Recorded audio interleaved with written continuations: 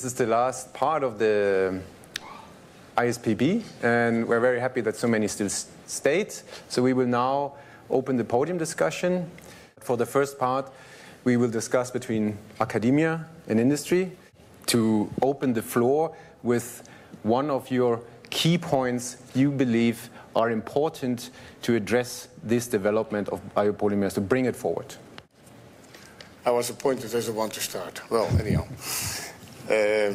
Yeah, one of the key things, and I showed it this morning in my presentation already, I think 4 key challenges, but I'll select one. And one key challenge is that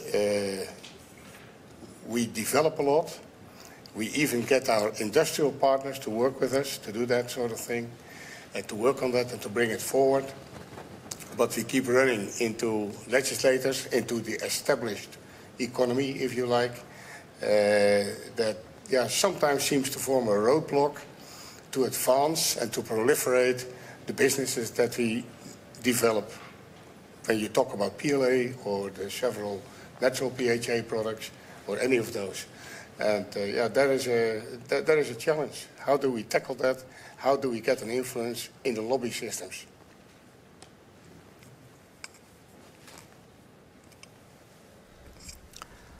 So what I would like to add here maybe is, and I think we hear already in the presentation earlier at BASF, I think the added value need to be clearly shown.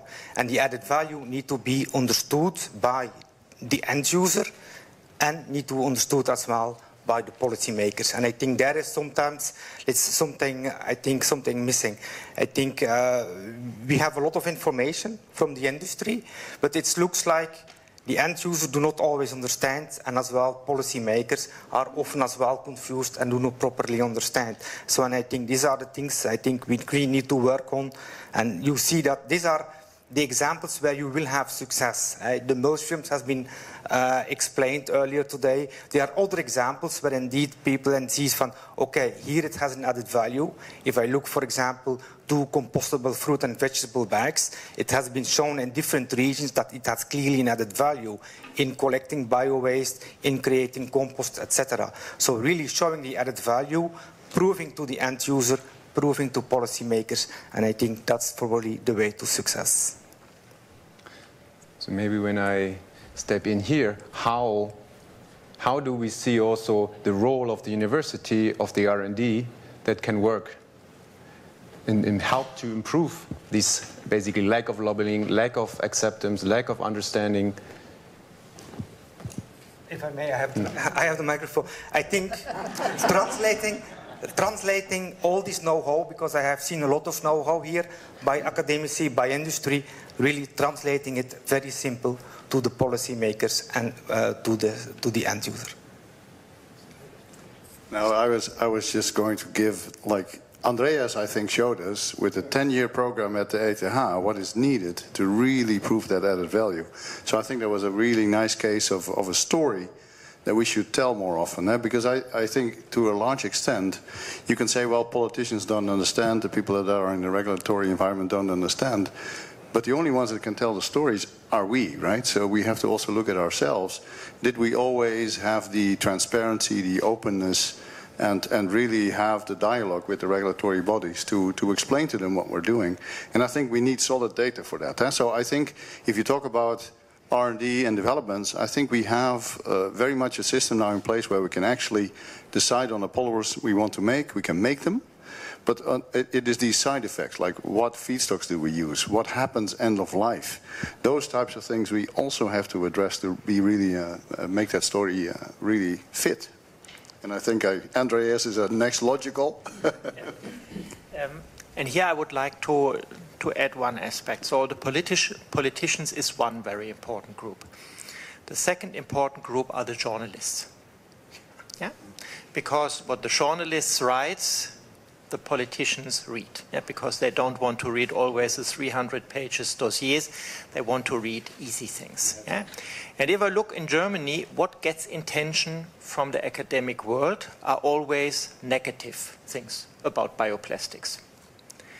And my wish or my question is, how is it possible that this valuable work we have seen this week gets much more attention in a positive way by the journalists.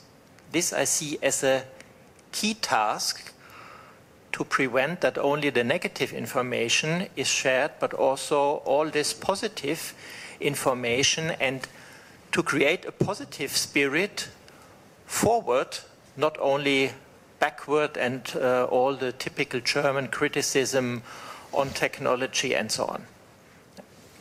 Yeah, oh, can I? Yeah. Yeah, I was totally agree with this, but I would like just to bring also another point. I think, so I've been working for a university for 5 years, PhD and postdoc, and then I passed to company. So I just have probably a more fresh step between the two. No. It's just because of the age. And sometimes what I just notice is there's a miscommunication between like university and companies. Like I think universities are the biggest tank from where we can take a lot of information and get a lot of insights. But then if the target of a university, of an academic group is just publish or just getting money from whoever, while the target for a company is trying to get money out of these projects, then of course we have a completely two different stories to say. So if universities would be more supported by companies in terms of which is the vision, which is your target, then probably also from university side we can get really very, positive input, which can make the difference. Like I was listening this very super good presentation by all these people in the audience, and I just found a completely different point of view, listening 2 days of academic presentations and 1 day of industrial presentations. So it seems that the two worlds are not connected, not at all, but they are not strongly connected. So probably there's something that needs to be done in this direction. So just to be a bit controversial. Thank you very much. I would like to point out that this was not planned, that it actually works this way, and we end up with academia. So we would like to make the swing over. I think is a good transition. We have heard now a bit the views from the industry, how to promote towards politicians, and also we're coming back again, the communication. Communication between different areas. So how is your viewpoint? Do you agree? Do you disagree? Do you... Maybe I can start. So maybe with one additional thing, so university also has to educate, not only to publish and get money, right? So I think that's our main aim. Maybe this can also contribute. It's a long-term thing, but to maybe have this topic of sustainability and so on much more in the lectures, so that it really gets in the heads of the students. They will be then the next generation, right? So I think this is also something we should keep more in mind, that this is a very hot topic and very important topic. And I think education is a kind of power. That's definitely. And I agree, so having very closer connections to the companies would be great, right? On the other hand, it's fine to be very free in a university. So there are also two different aspects, right? And I think freedom creates a lot of creativity also. If it's very closed cooperation with the company, then you can also be bound somehow. So we have wishes, but also we want to be free somehow. So what I think a good partner also for communication that has been also shown during this ISBP, this International Symposium on Biopolymers. So intentionally we introduced also startups, and they made excellent presentations just in 2 minutes and could bring over the message very clearly. So I think we should also profit from these communication tools, that they come usually quite fresh from university, but they have the target and the communication that brings the success story over. So I would like to ask you whether you see that as well.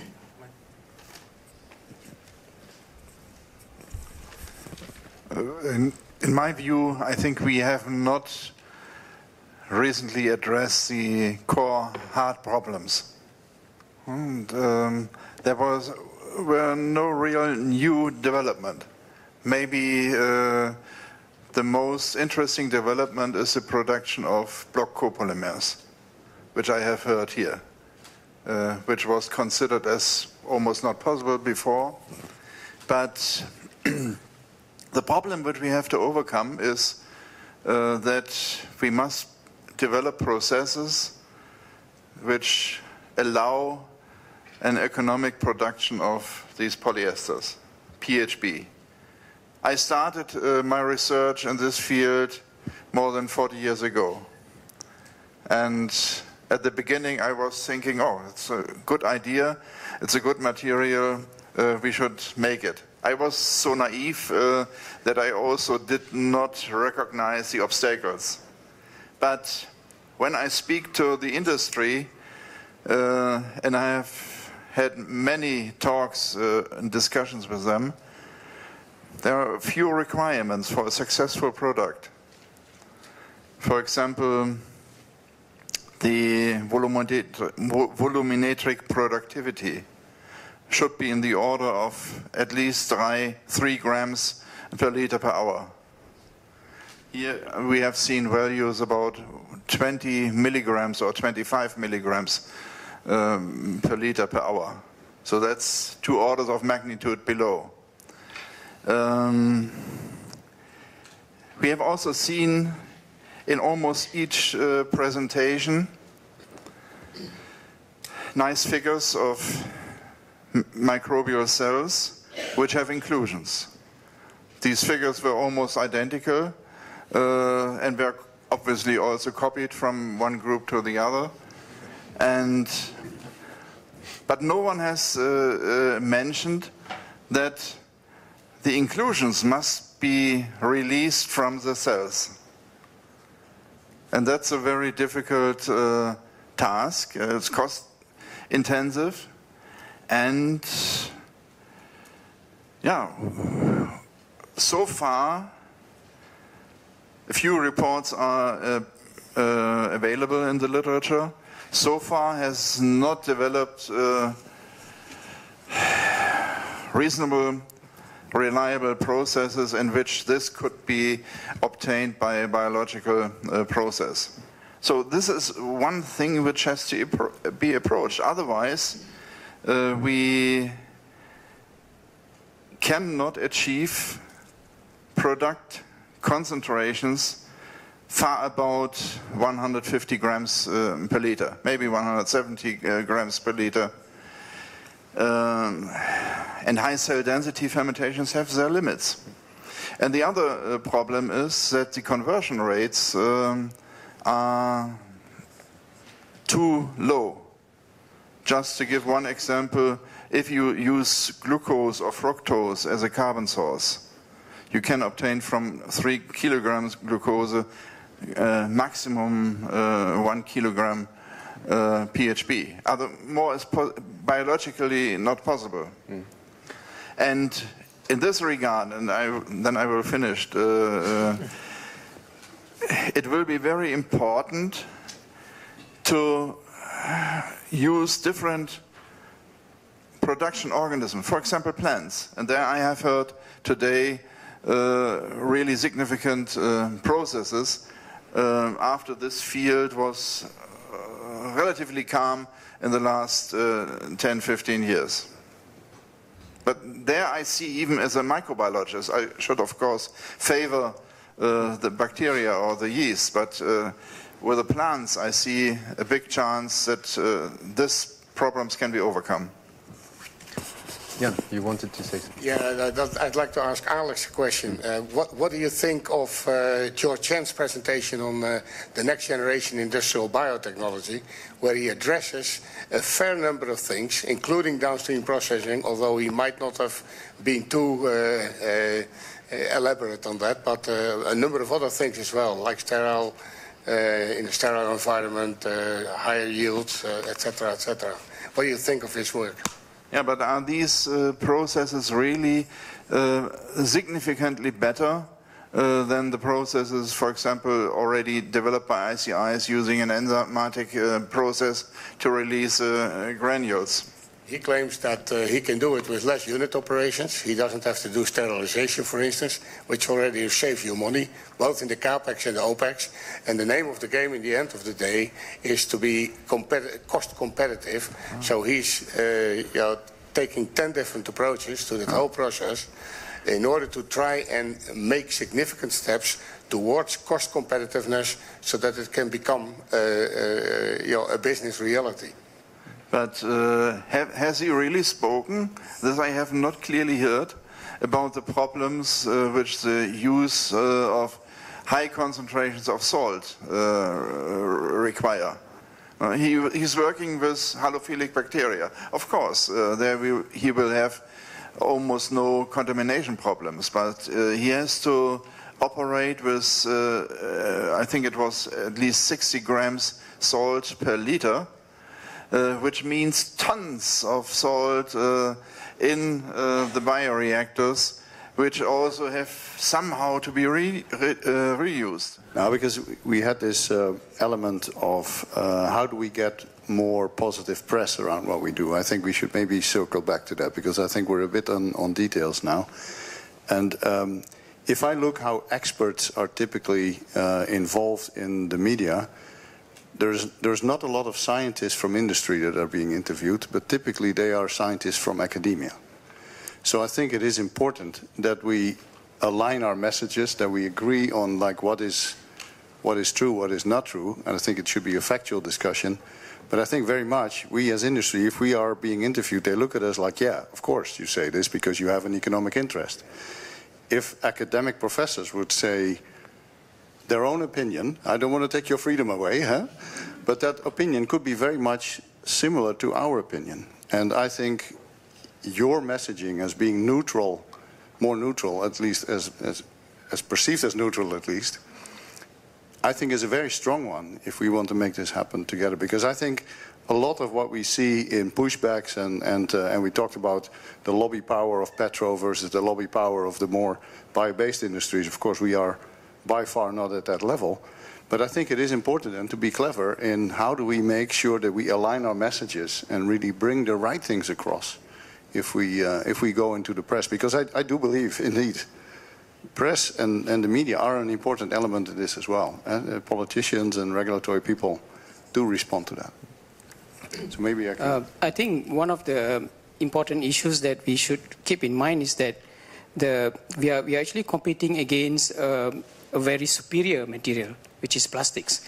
And petrochemical plastics is something that is superb in every aspect, in terms of cost, in terms of performance, in terms of everything. But not in terms of persistence in oceans. Yes. So then this is where our biodegradable plastics or bio-based plastics comes in, where you want this material to have similar performance as petrochemical plastics, but the moment you don't want them, you want them to disappear, which is something that is quite difficult to achieve. So that is one of the things that I always keep in mind when trying to develop this kind of materials. And at the same time, we also have to keep in mind the efforts and the industries that have already attempted to produce PHA in large scale. For example, if I remember correctly, Chemilins was one of the companies that started a long time ago.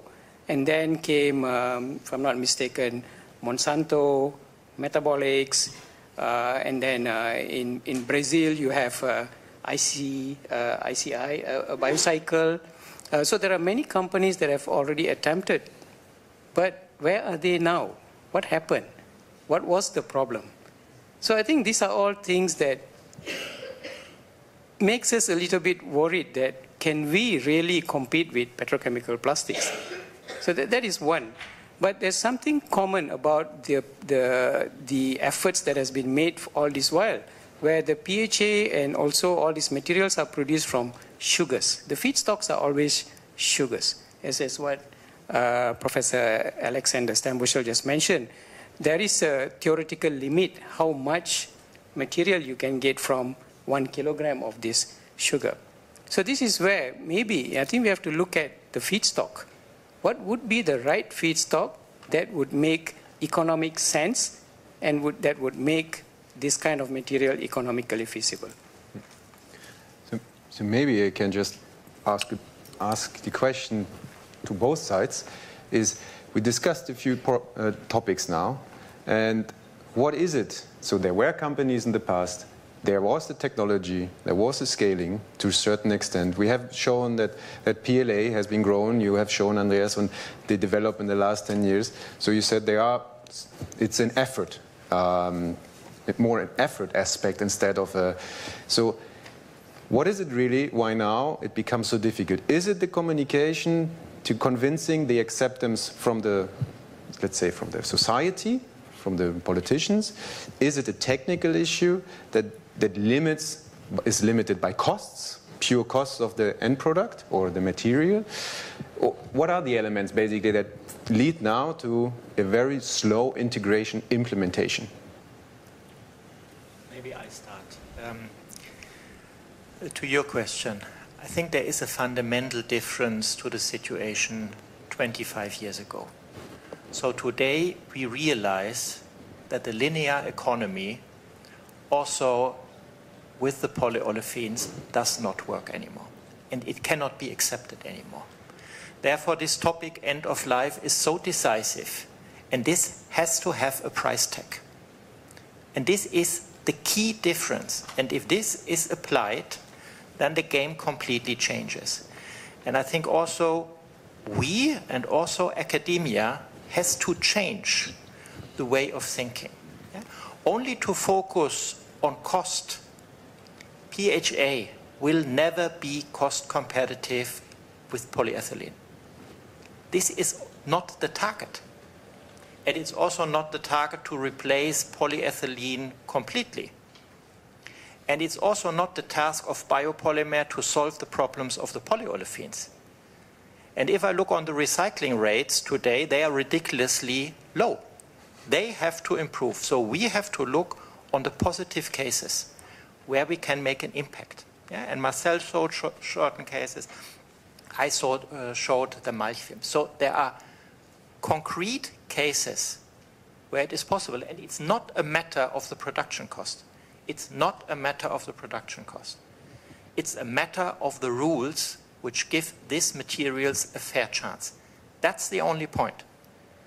And for this, we have to convince the journalists and the politicians. That's the two tasks, nothing else. And ongoing, and this is what is happening anyway, we both will work improving our process, improving our materials. This is ongoing. And this works, there are improvements. You can discuss, is the improvement fast enough or not? But if I look on the last 10 years, significant improvement. So that's the key problem to answer your question. That's the key problem. Well, there is one other element, but I fully agree with what you say, by the way. But there is one other element. We have to realize that a number of these newer polymers, like the natural PHAs, or the PLA, or the PBS for that matter, they're new. They're at the beginning of the S-curve. The S-curve going from embryonic to early growth, to growth stage, and then finally maturity. All the materials we're up against, of course, are at the top of the S-curve. So they're fully developed. Both the manufacturing technology as well as the product technology. Yes, of course, there are still incremental improvements being made, etc. You see that all the time, of course. But it is not the leap forward yet that you can expect today from the PLAs and the PBSs and the natural PHAs. So there you simply have to be patient, and people simply don't read the history books. Because if you look at polypropylene, I mean, who doesn't have a polypropylene car bumper? Now, polypropylene in the beginning wasn't worth quit, because it couldn't perform in such an application until certain developments took place only 16 years after its first market introduction. PVC, I can go on and on, but there are plenty of examples. And now you see that some of these newer polymers go through the same learning curve, if you like. And with that learning curve also comes an economically higher attractiveness. So if people today complain about high prices, yeah, guys, that's the price you pay for new stuff. So how learning curve? I think that's it's an important cliffhanger here, because what we have discussed is also, targets. Is we're talking now about the application, the scaling. We say, okay, now it's about communication, acceptance, and we have here an element that says cost is maybe not the main element. So, however, we are performance-wise from a very early stage, relatively early, some are further. So, how do you see, from an academic point of view, where are the elements where you can contribute, or where you're actually still lacking the information to bring a material forward? Okay, so I think we experience also some unfortunate development, maybe also from academia. So these oxo-degradable materials that were just somehow implicating biodegradation of polypropylene because it was just falling apart. And that, I think that was a big mistake, that this was allowed by the government also, or approved, in order to use these materials. So I think we should really take care what is happening with the new materials and also new developments, and make always sure that we are having the right focus. It means life cycle assessment, biodegradation, all these parameters need to be fulfilled. And Marcel mentioned also this morning, so nobody's looking at the feedstock.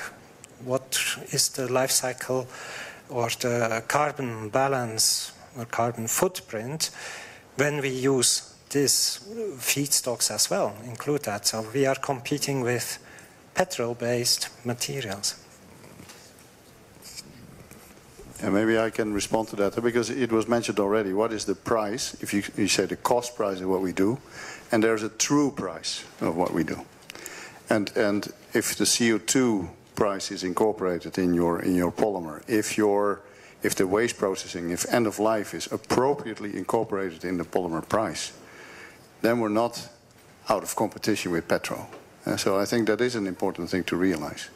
If you have to collect all that waste from the oceans versus if it doesn't even get there or whatever, I mean, we should look at the whole system costs rather than just the cost price when it leaves the factory.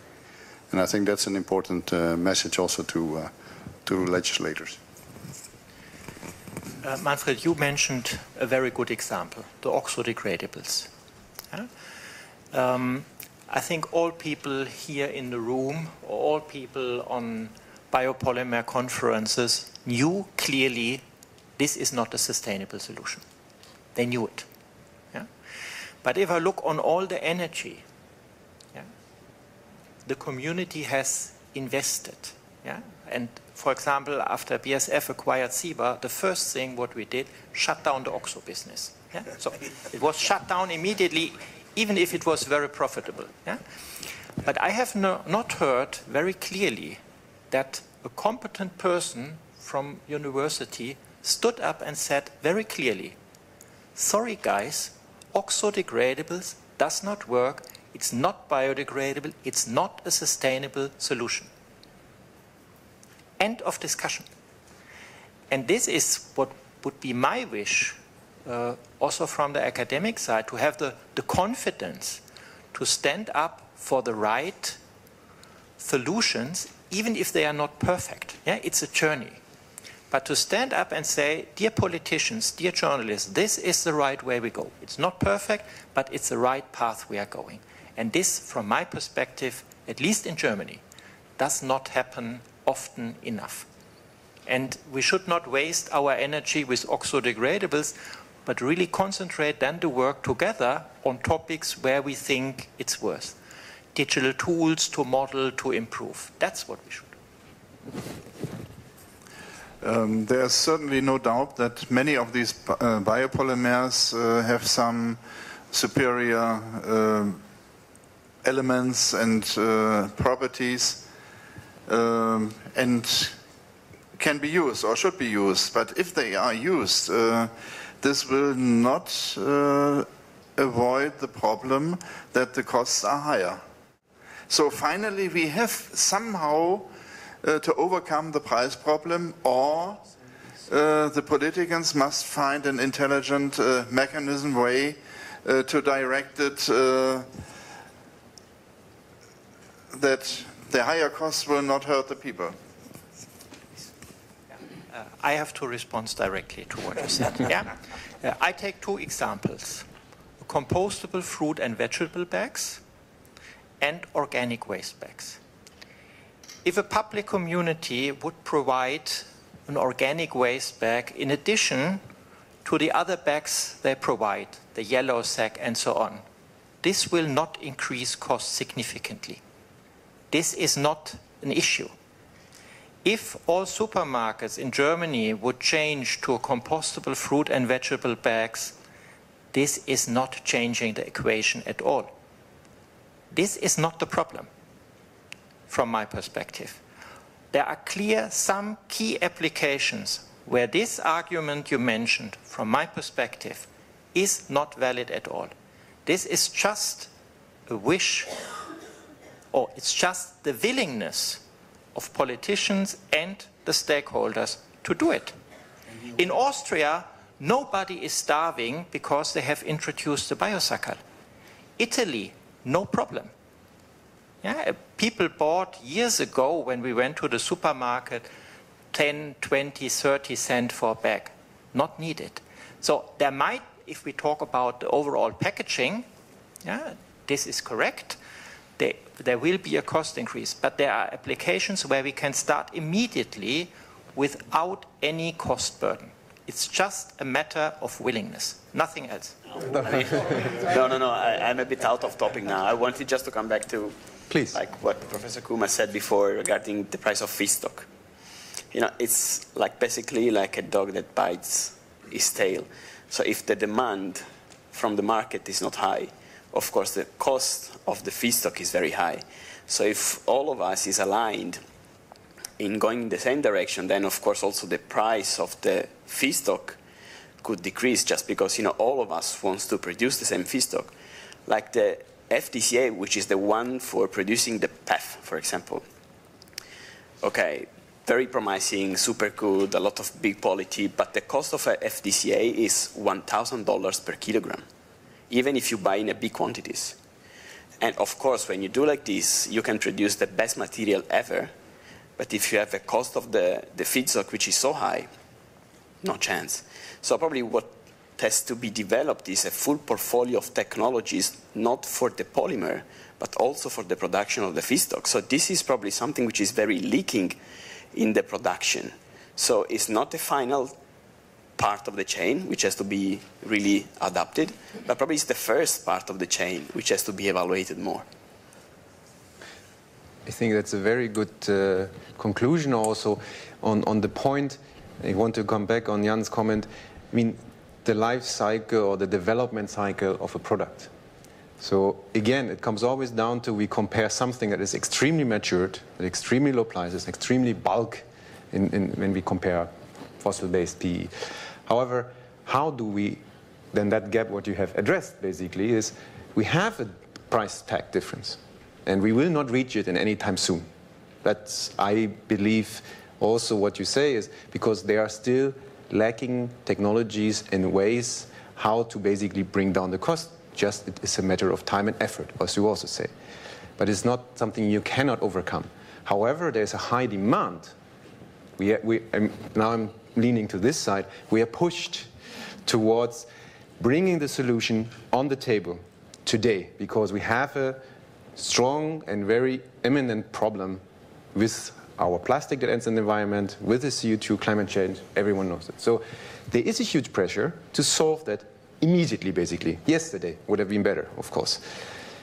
So but still there is the gap, as we can clearly hear. So communication seems to be one element that always brings these two sides together. It's like if we better communicate on what we have and what we need to do to achieve X, Y, Z. So is it the feedstock the problem? Is it the production the problem? Because what is it, when you go out tomorrow, what is it what you need to do to move 2 steps forward? That is basically the question. And that is on the academic side and on the industry side and basically everywhere. What I would like to comment on this is that I think innovation should go step by step. You addressed several issues at once. We have the LCA issue, should be low. We have the biomass issue. We have the end-of-life issue. And you can expect that everything can be solved at once with one materials or with a group of materials. So I think we need to go step by step, and we need to focus on which issue we want to solve first. I think like for PHA, we focus a lot on the biodegradability as the target end of life, and with that we want to make sustainable solutions. But we know that at this stage, LCA, it will be not competitive against the conventional polymers because they are produced in mass production. So we should need to understand that we cannot always solve it at once, but at least we may not block such an innovation because we cannot solve it all at once. So I think we should go step by step. I think once we solve one problem, like mentioned before, we continue research and try to come over and have a kind of roadmap to, let's say, solve the other items. Yeah, okay. Just shortly to add, topic of life cycle assessment. We have heard it today, and I can only confirm this. There is no category in the actual life cycle assessment which quantifies the end-of-life impact. It's not existing. This has to be something to be developed. Yeah, and of course, you have always to look who developed this, for what purpose.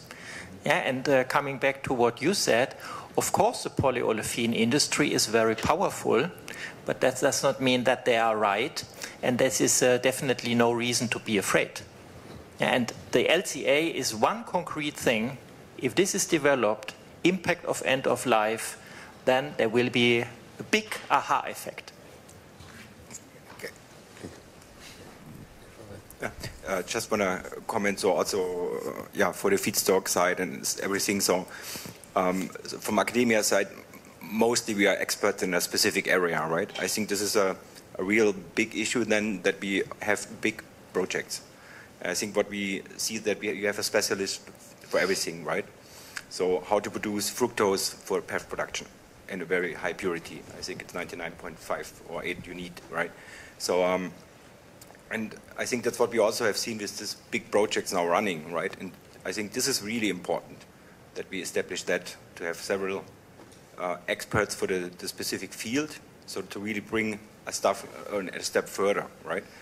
I also think we are not able to really know everything, right, in the whole chain, what is essential also from industrial side. So I think this is sometimes that we are too focused on our specific area and really don't have that overview. And I think this is quite important also if we are talking maybe about complete new materials, so to really know what should or must the performance be, or not the price in the beginning, right?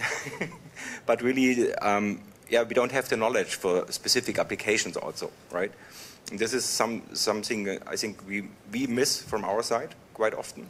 And there it would be absolutely helpful to get the input from the industry. It would help, I think, if we could set and accept common boundaries. And from my perspective, I think 2 common boundaries are defossilization of energy, decarbonization of energy, and defossilization of materials. If those are boundaries, then within those boundaries we can do the LCAs. Within those boundaries we can do our work, etc., because we know darn well that if we work with certain feedstocks and they do not fit the defossilization principle, that we should not work on that, and so on and so forth. That is true for academia, that is true for industry. I don't hear that from politicians. I hear a lot from them, but that is what I don't hear. Now maybe I didn't listen well enough, that's also possible. But would you agree with that? That those principles, decarbonization of energy, defossilization of materials?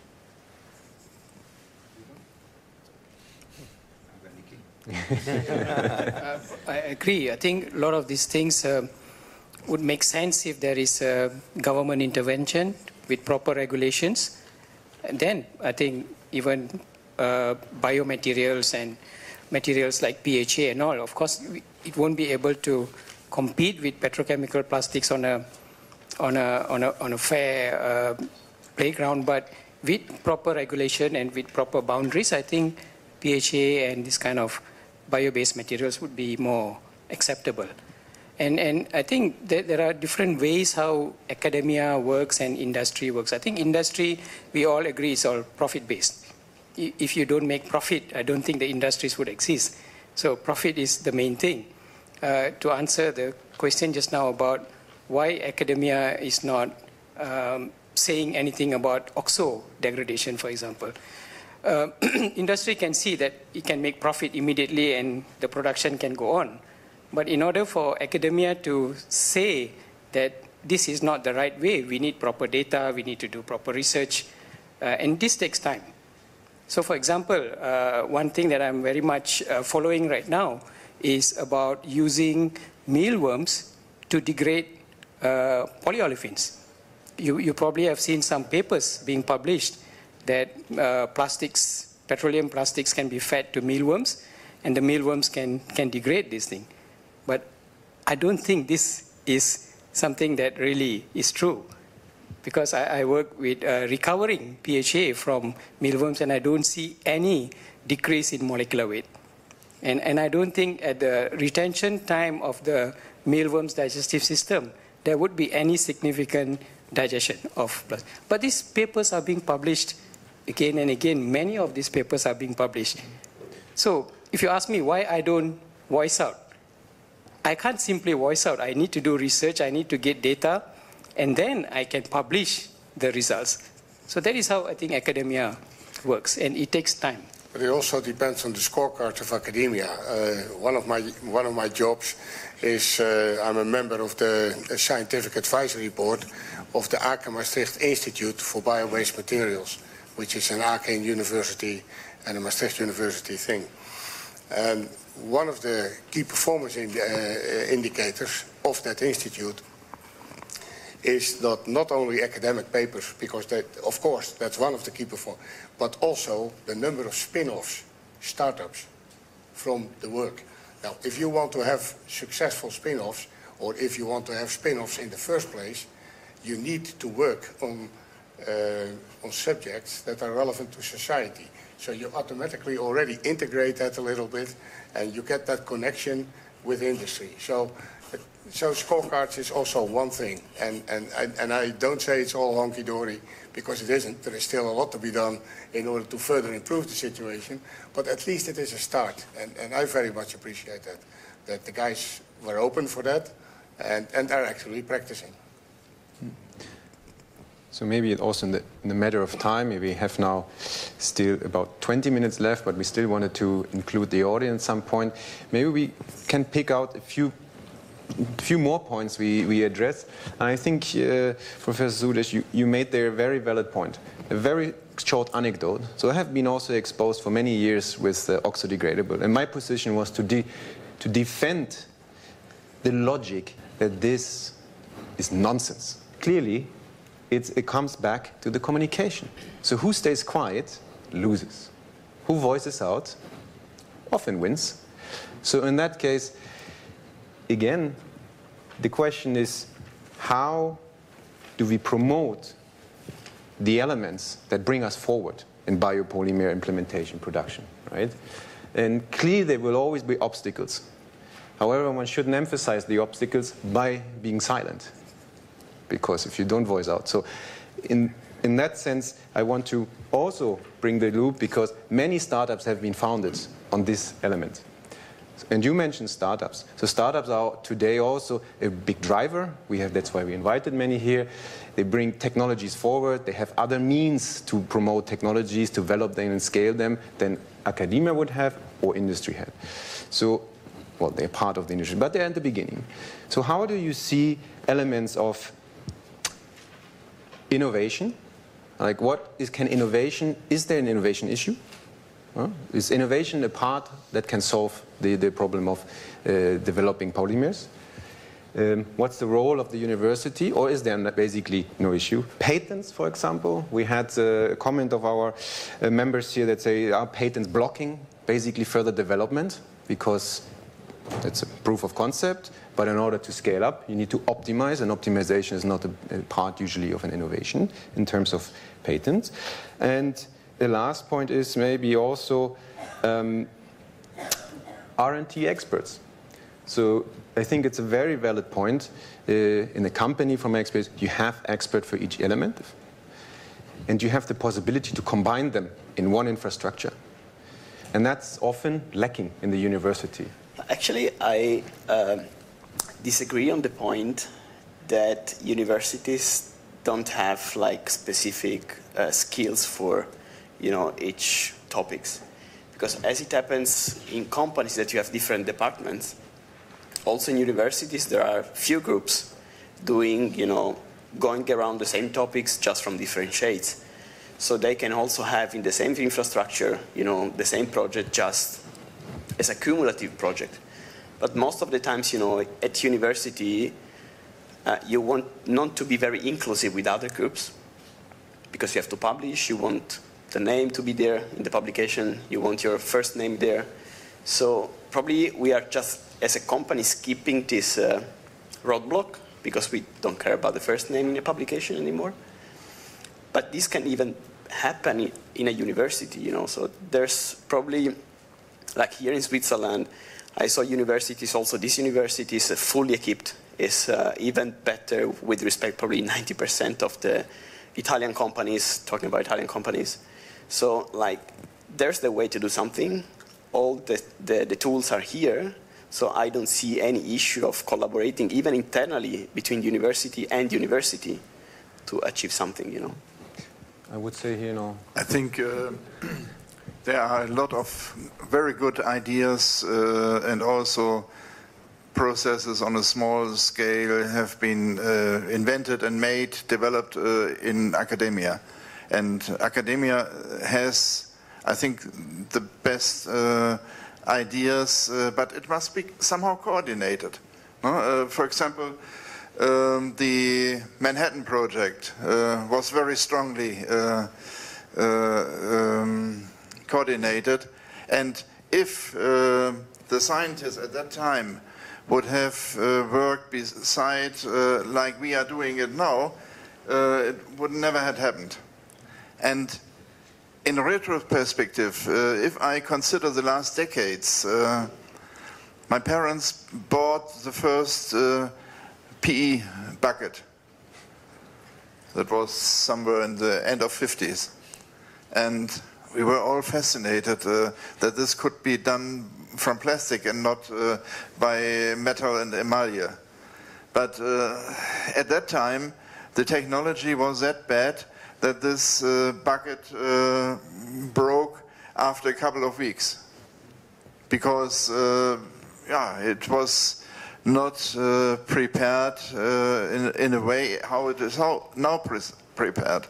And on the other side, if I consider the amounts of PE and polypropylene, normal plastics, synthetic plastics, which were produced by the chemical industry worldwide when I started research on PHB. These were 150 million tons per year. Now we are approaching 400 million tons per year. And what have we achieved with so-called bioplastics? Almost nothing against this. There are a lot of interesting polymers developed, but all ended up in niche applications, which is fine. But we are not able to compete with the conventional plastics. The only polymer, to my knowledge, which was a little bit above the average was polylactic acid. But even this was very, very minor in comparison to the conventional plastics. And I doubt, and I think we will see some other results in the next year, that the price is not important. The people will not be happy just to pay a lot of more money for certain products. This will not happen. This is against the experience which we have, and I think the government can also not introduce directives against this. There must be other mechanisms developed.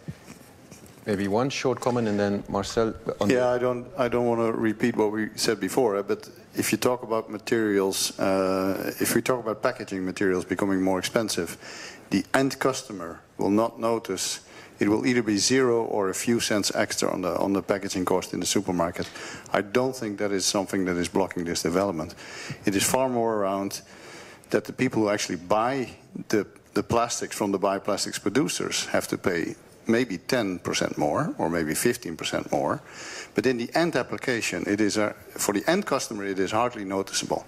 It is that the people that buy and that do the sourcing for the supermarkets, that do the sourcing for the people that make the packaging for the fruit, etc., that they do not have a target on buying as cheap as possible, but they get a target on buying the best possible in terms of price, in terms of environmental impact, and in terms of end of life. I think that are the things that will change, and not so much the end consumer. That is hardly a noticeable effect. It is much more that the value chain has to make choices rather than the end consumer. So on that note, I would say Andreas told today a very good example of how long it took to bring a really performing material that improves soil quality. I think that was the point you wanted to make, is there is an issue of reducing soil quality. That means you lose crop productivity, and you will probably take very long time to regain this for this land. So we have lost productivity in agriculture. We argue about biopolymers often in the way for biodegradability, biodegradation, and you give an example where you actually implement it where you use it in the environment, and it has a positive effect. So you really downscale the negative effects of PE. And you said still, you're facing a lot of challenge. Yeah, if you have a pure polyethylene packaging, this can be recycled very well. If you have a polyethylene Malchfilm with kilograms of soil and crop, it cannot be very well recycled. So we have to look more for the applications. And coming back to what you said, 2008, inside BASF, when we said, okay, there will be a ban of polyethylene bags in Italy. A lot of my colleagues said, are you crazy? This will never happen. A politician will never make this decision. It has been done. It has been done in Italy, it has been done in France, and other countries will follow. And it's also based because it's on a specific application. And in Italy, it is normally, when you go somewhere, rent a house for vacation, of course you have a biodegradable bag in the kitchen. No problem, no additional cost. It's just a matter of political willingness, and maybe also what you can learn from Italy, a constructive dialogue of all stakeholders.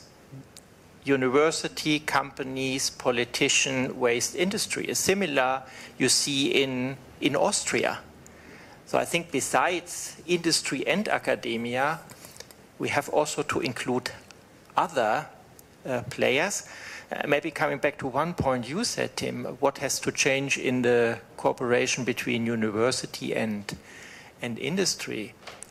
And also coming back to what you said, I think if we really want to make an impact, industry has to become more open as part of, in this cooperation, to explain what are the purposes, what it's about, and then if it's done long term, both parties can learn, because you have the advantage, you come from a different perspective. And this can add a lot of value, and this is what I wanted also to say with the ETH Corporation. We have learned a lot, ETH has learned a lot. I think that's also a model for the future. Well, I think that's really a perfect point. So when I start a collaboration with an industry and they have a key problem, and the first question is, can we sign a NDA, CDA, whatever? So, and then in order to have a good exchange, we are then later on also blocked to use this knowledge that is actually very valuable from industry. So we cannot use it for other applications or other or same applications even. So on this side, I feel also from time to time really blocked from industry, and well, it's from time to time a little bit one way in direction. So that is my way. Yeah, but I also totally agree. I think it's a real learning effect on both sides, and that's I think something we really need, right? So to together bringing it a step further. So, but should we include the audience? Yeah, I think it's time because you also ended with step, and I just wanted also to mark. I think it's a step. You mentioned it. I mean, step by step. If we develop everything at once, we dilute ourselves. And I think the BASF has shown a very clear example. If you focus on an application, but however, on the other side, academia's task is not only, as you said, to focus on one application, is to deliver a platform from where you can further develop, right? So in here, I think we came to a very good position at the moment that there needs to be more communication, projects, very dedicated, that pick the elements of each side, have communication, and the biggest part I probably is a community talking to the other stakeholders. I mean, you pointed that very much out, that is an extremely important element. So we have asked the audience basically the same question, what are the blockers? So how can we accelerate? And the first one is, the one with the most votes were more interdisciplinary R&D projects. So it fits pretty much with what we have said. Then afterwards comes academia needs clear targets from industry. Okay, that is also what we more or less now discussed. Then lack of funding for tech transfer. I think that's an element we also addressed in one way or the other. Lack of process and scaling intensification projects. Maybe that's an element of innovation that is more away in terms of optimization, which is maybe not so well funded as innovation discovery projects. And unclear legislation and regulations. Okay. Regulation and petrol-derived plastics and their treatment as waste.